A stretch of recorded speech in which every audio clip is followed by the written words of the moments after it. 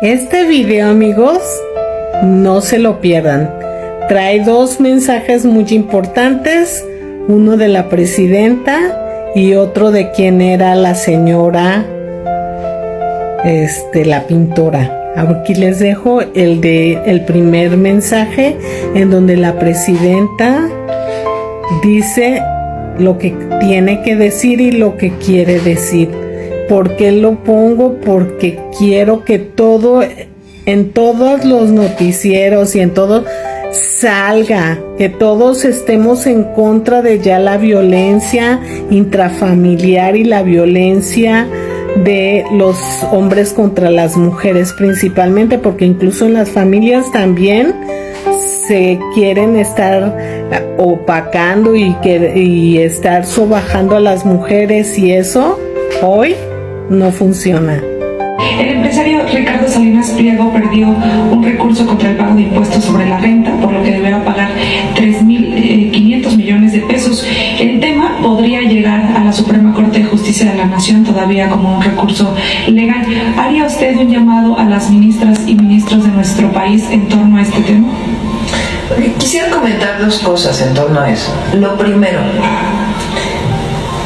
es inaceptable la manera en que se dirigió a tres mujeres, que no es la primera vez que lo hace.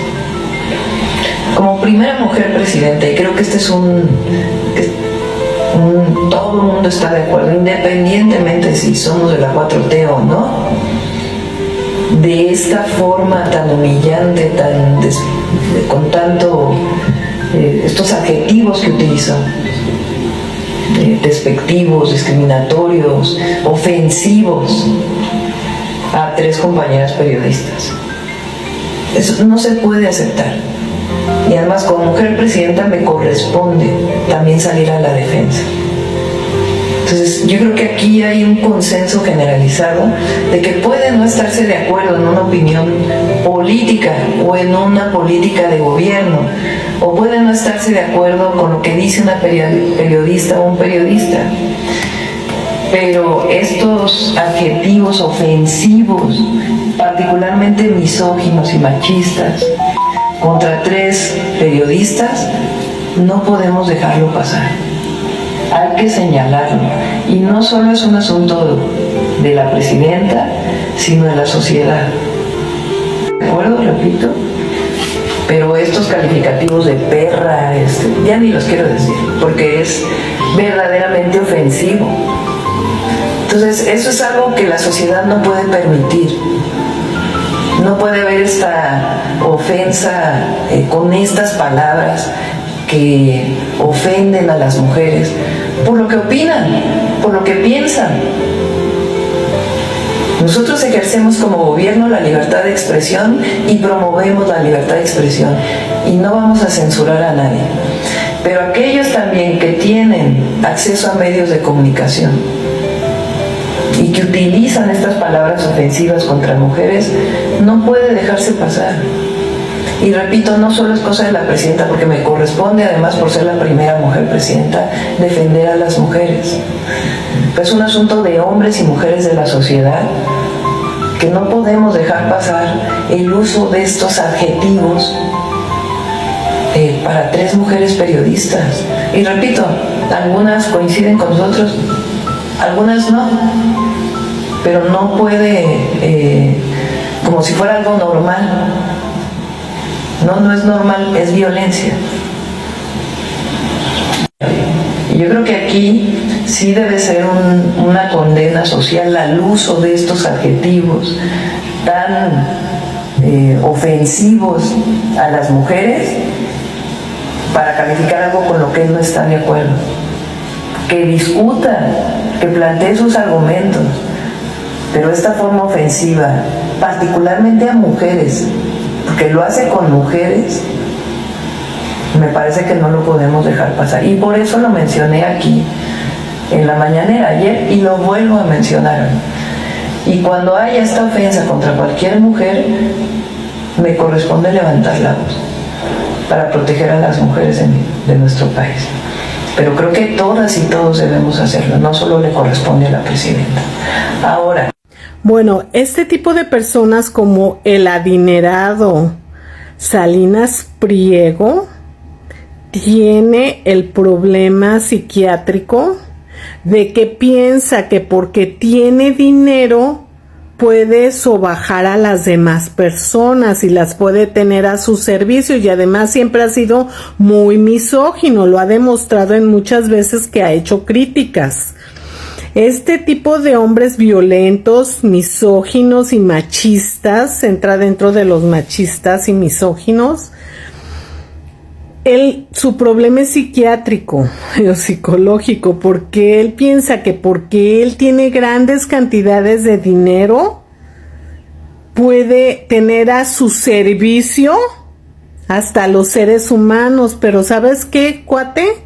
Te quiero informar que los seres humanos no somos mercancía.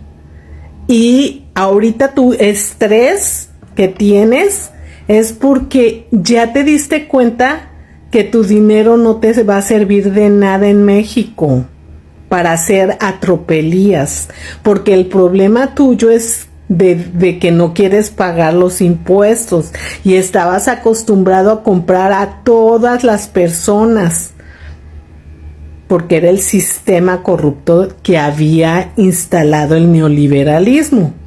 Pero hoy México cambia. Hijo, tienes que cambiar, alíñate. Y si en Estados Unidos te permiten hacer lo mismo, ese ya no es nuestro problema. Aquí en México, edúcate y paga como dice la presidenta. Ahorita les voy a dejar como dijo. Y segundo, y dejar pasar. Y por eso lo mencioné aquí en la mañanera ayer y lo vuelvo a mencionar. Y cuando haya esta ofensa contra cualquier mujer, me corresponde levantar la voz para proteger a las mujeres de nuestro país. Pero creo que todas y todos debemos hacerlo, no solo le corresponde a la presidenta. Ahora, sobre el tema de los impuestos que debe este empresario, pues es un asunto de la Corte. Aquí lo que presentamos es la manera en que han actuado los tribunales de nuestro país, que llevan 16 años para resolver un caso, generando amparos sobre amparos, regresos y otros amparos y otros amparos y otros amparos. La decisión la va a tomar la nueva Corte, o creo que incluso hay algunos casos que vienen en agosto. Ni siquiera son casos que se presentaron durante el periodo del presidente López Obrador, vienen de antes. O sea, son casos que se presentaron de antes, de impuestos que no se pagaron. Entonces, tiene que revisar la Corte, pero no con estos acuerdos en oscurito. Qué fuerte declaración en lo oscurito. Oigan, y pues la verdad es que ahora, anteriormente pues ellos no cobraban porque pues era el contubernio, era la corrupción, pero actualmente los dineros que debe este hombre sirven para muchísimas cosas y beneficio de todo el país.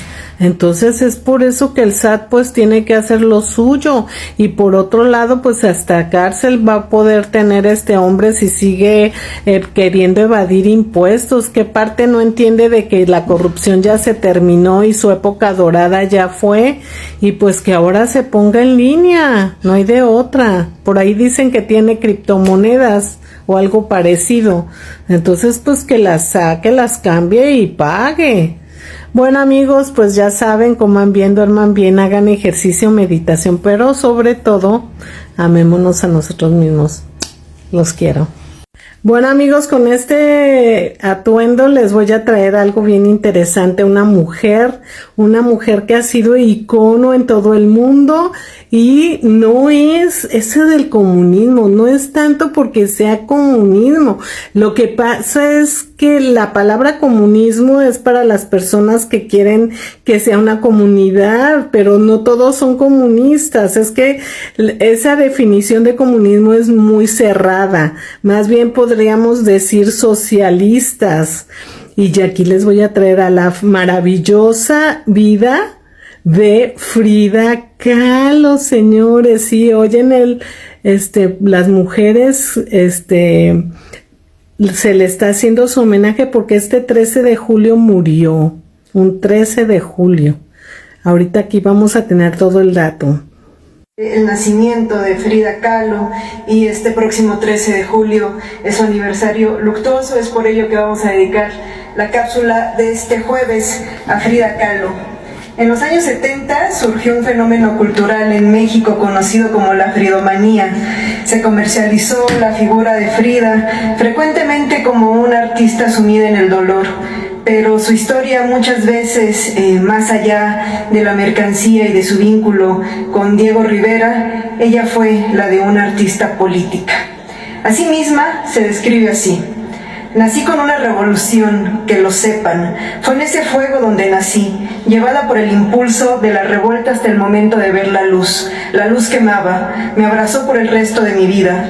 Adulta, yo era toda una llama. Soy de veras hija de una revolución, de eso no hay duda, y de un viejo dios del fuego al que adoraban mis antepasados. Conozcamos su historia.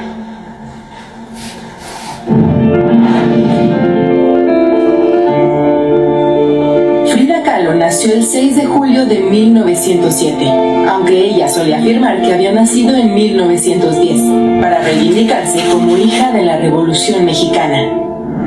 A los 14 años ingresó a la Escuela Nacional Preparatoria. De los 2,000 estudiantes matriculados, Frida fue una de las 35 mujeres admitidas. Ahí fue parte de los cachuchas, un grupo de jóvenes que usaban gorras en rebelión contra el código de vestimenta de la época. Cuando Frida tenía 18 años, sufrió un accidente de tránsito que la marcaría de por vida. Fue el inicio de mucho sufrimiento, pero también el nacimiento de su singular expresión artística en torno al dolor. En la década de 1920, Frida comenzó a simpatizar con el Partido Comunista Mexicano. Conoció al revolucionario cubano Julio Antonio Mella y a la fotógrafa italiana Tina Modotti, más tarde su íntima amiga.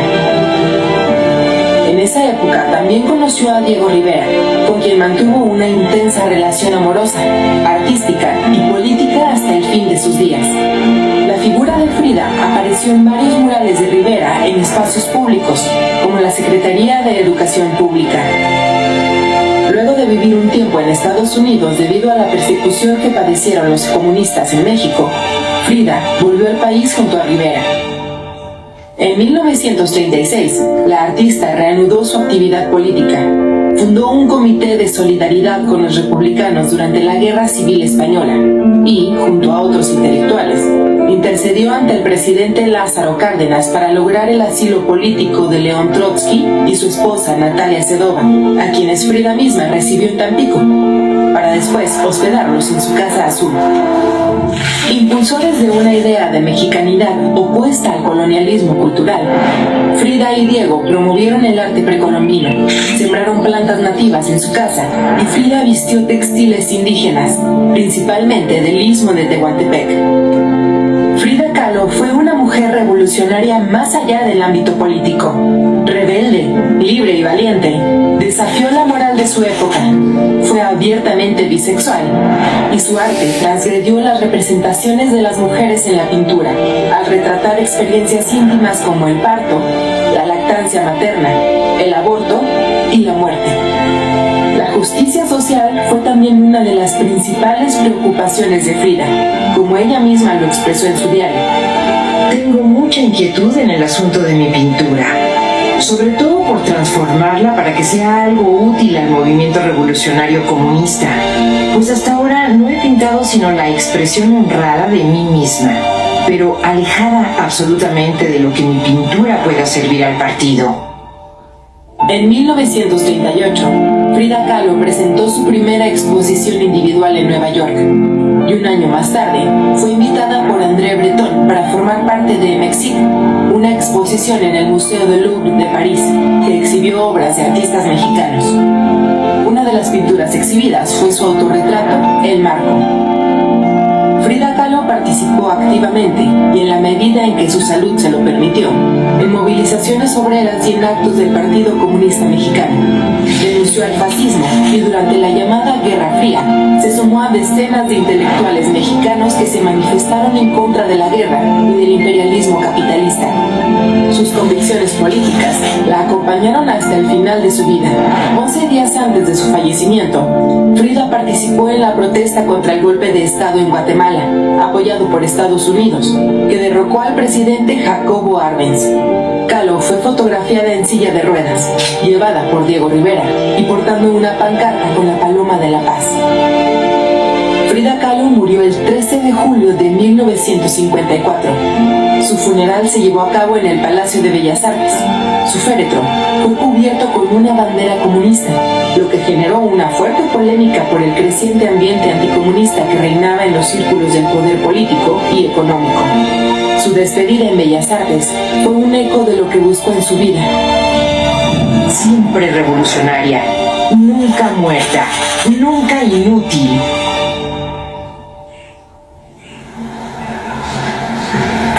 La teoría del color, en donde se expuso que los colores y las emociones estaban relacionados. En su diario, Frida nos dejó un testimonio de cómo comprendió el vínculo entre los colores que pintaba, las emociones que vivía y las tradiciones que promovía. Verde, luz tibia y buena. Vieja sangre de tuna, el más vivo y antiguo. El café, color de mole, de hoja que se va, tierra. Amarillo, locura, enfermedad, miedo, parte del sol y de la alegría. Azul cobalto, electricidad y pureza, amor. Negro, nada es negro, realmente nada. Verde hoja, hojas, tristeza, ciencia.